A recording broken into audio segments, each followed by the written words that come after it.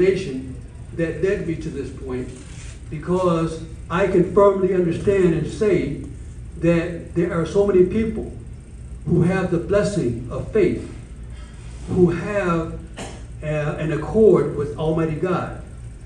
There are certain terms that I wanted to kind of go back to what I was going to say about deciphering, to help demystify some of the terms that are frequently used.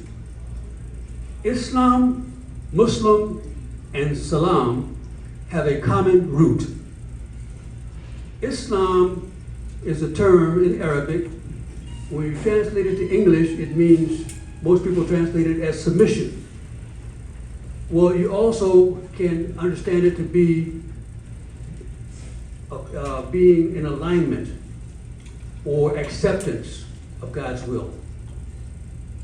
And you can also say that it is an act of yielding to God's will. So that gets into the nuance of the terminology or the understanding. And when you get into the nuance, I love the expression, because in my mother tongue of English, I really love Arabic because there's such beauty in the Arabic, especially the Quranic Arabic. But I have to filter and cycle it through my mother tongue of English. So going to my English with my mother tongue, when you think about yielding to Allah's will, you think about creation and how creation, all of creation yields up something. The crops, they yield because Allah has created them for that purpose. The sciences, they yield because Allah has created the sciences and created us to discover the sciences, to experiment. Okay, that's where our free will comes in. We have to have the ability to be free, to be tested, and to do testing, to prove the hypothesis. When you think about that, thesis is truth.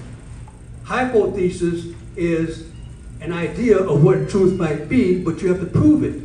So when you put the hypothesis to the test and you prove the experiment to be true, do it over and repeat it to confirm that it's true, you have arrived at truth. So we cannot allow people to deny the sciences. So I just conclude on this point. And again, I appreciate this opportunity to be with you. The African American experience stands out as a call to conscience.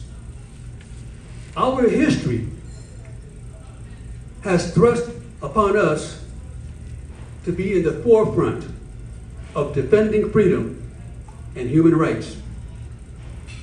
Our legacy is one that we have been and continue to be the conscience of this society that we live in, to defend human rights and call others to conscience.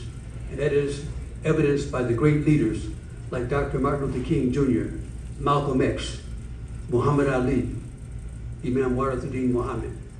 And the Prophet Muhammad, praise and peace be on him, is our standard bearer. Thank you.